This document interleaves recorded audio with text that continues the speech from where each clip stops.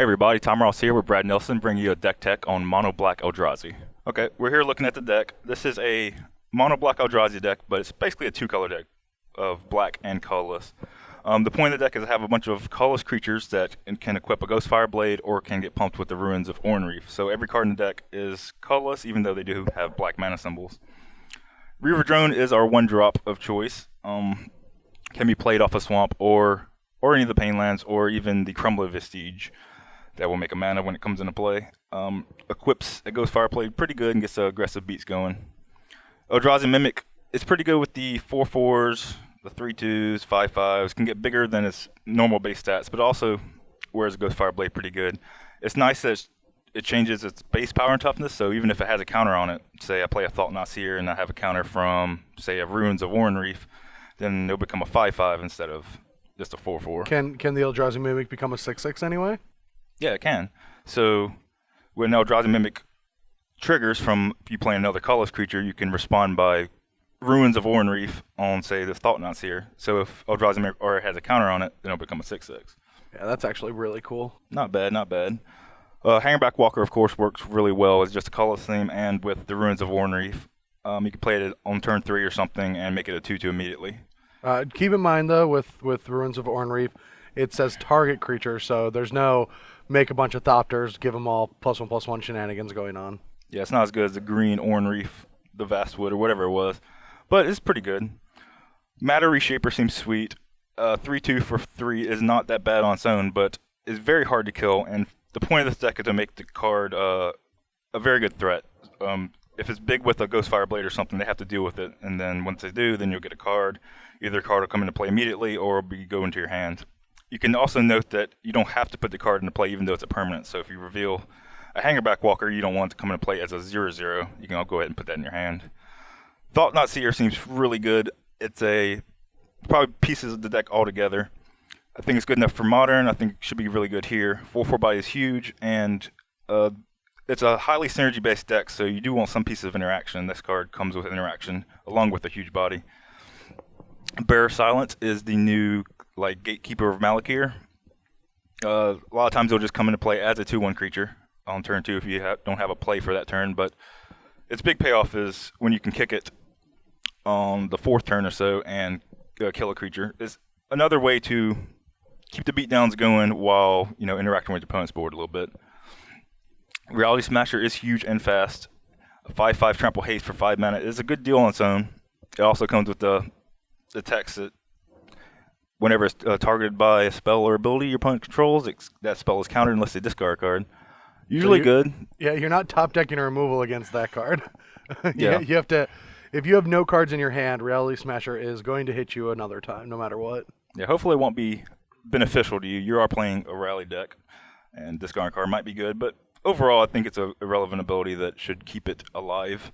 Warping Well is one of my favorite cards. It's basically an Eldrazi charm.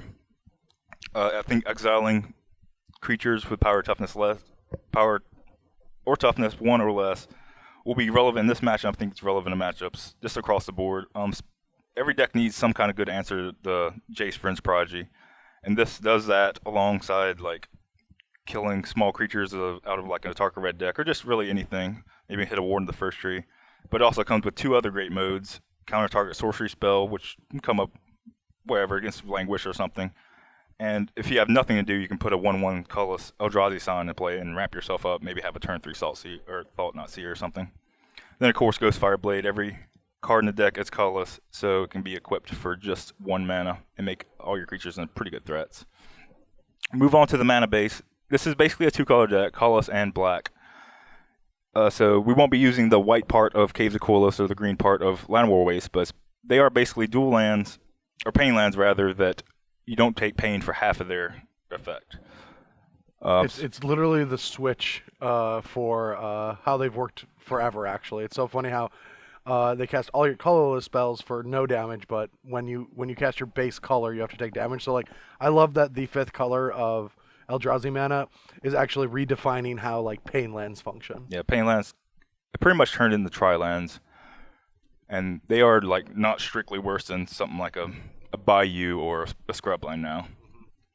Some number of swamps. There are a lot of black cards in the sideboard so you do want true black mana in some high numbers. Crumbling Prestige acts like a kind of like a pain land too. You have to use the mana that you gain immediately, but that's good when you have cards like Reaver Drone. You can play that on turn 1 off of Crumbling Prestige without taking any pain, and also have colors for next turn. It also comes up after sideboard when you bring in some Duresses. Ruins of Ornreef is another center point of the deck. Enough to play all 4. Luckily, they aren't legendary. It does suck a little bit that you have to target now, but I don't think that's much of a big deal. It will ensure that late game, any threat you draw will be bigger than the stats that are printed on the card. The deck has a room for a few more colorless lands since there are so many lands that produce both colors, and there are also just a healthy number of just colorless mana symbols, or generic mana symbols, as it were. We got some Foundry of the Councils to make some Thopters whenever the game goes late, and some Seagate Wreckages. I'm pretty excited to play with that card. I don't know how fast I can dump my hand out, but it is a freebie that will refill your hand once you have no hand at all. What I love most about this deck is it looks very simplistic on the surface as just a beatdown deck, but your Warping Whales are going to protect you against a lot of the mass removal spells, can kill a lot of the early creatures, get you a good board position early.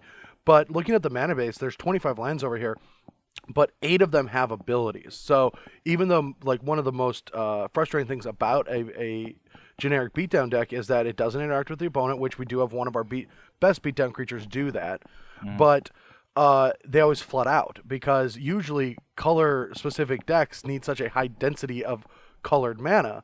But now that we're using Eldrazi mana to cast a lot of our spells, a lot of the old lands, and if Eldrazi mana stayed in Magic forever, we would see lands like this not being as good or beneficial as they are because they usually come at a significant cost to be used, but now they're coming as a strict upgrade.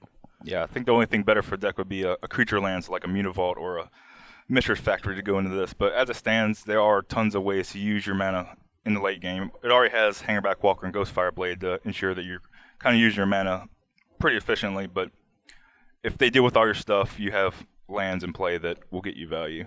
Alright, that's it for the main deck of Mono Black Eldrazi. Let's move on to the sideboard. Alright, we're here for the sideboard of Mono Black Eldrazi. It's a pretty simple sideboard, only 4 different cards, the 4-4-3 mix here.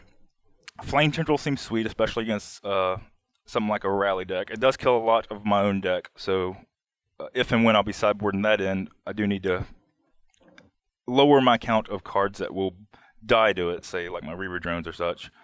Sifter of Skulls is another new card. Whenever a creature you control dies as not a token, you make a 1/1 Eldrazi Scion. It also has a decent rate of 4 mana, 4/3. That's there to ensure that it's good against sweepers too.